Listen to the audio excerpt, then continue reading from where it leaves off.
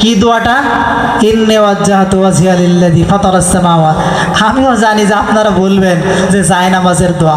শুনে রাখুন, জায়নামাজের দোয়া বলতে ইসলামে কোনো দোয়া নাই। এটা যদি নামাজ শুরু করার আগে ইন্নী ওয়াজ্জাহতু ওয়াজহিয়া লিল্লাযী জায়নামাজের দোয়া পড়ে, তাহলে সওয়াবের উদ্দেশ্যে যদি এটি পড়ে তাহলে এটা মারাত্মক গুনাহ হবে এবং বেদাত হবে, এর কোনো ভিত্তি নাই। তাহলে এটা আমরা পরিহার করব, ছেড়ে দিব। এখন বলতে পারেন এটা পড়ার কোথাও কোনো অবকাশ আছে কিনা?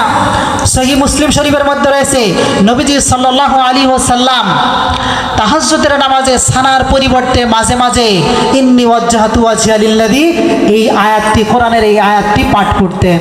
সুতরাং এটি জায়নামাজের দোয়া, কোনো দোয়া নয়। এবার আসুন আমরা নামাজ শুরু করব। নামাজ শুরু করব 2 রাকাত নামাজ। যখন আমরা শুরু করব তখন প্রথমে তাকবীরে তাহরিমা দিয়ে নামাজ শুরু হবে। উভয় হাত উভয় কান বরাবর উঠানো সুন্নাত। উভয় হাত উভয় কান বরাবর উঠানো সুন্নাত, এবং এটা সহিহ হাদিস দ্বারা প্রমাণিত।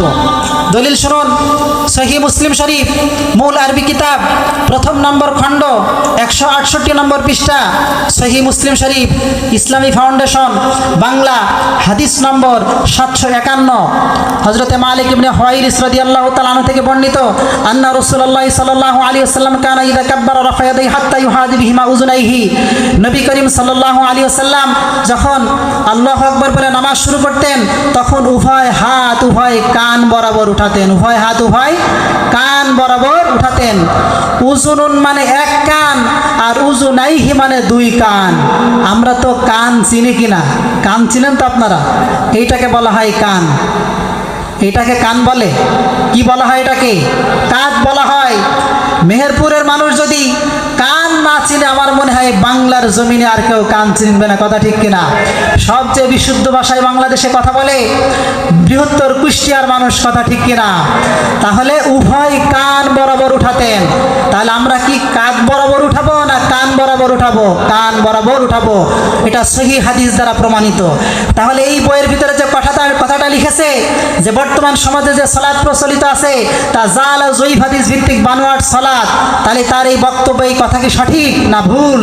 কত বড় মিথ্যাচার, চিন্তা করুন। এবার আসুন, হাত উঠানো হলো, এরপরে হাত বাঁধার বিষয়। হাত বাঁধার ক্ষেত্রে 2টি বিষয়। হাত কিভাবে বাঁধবো আর কোথায় বাঁধবো?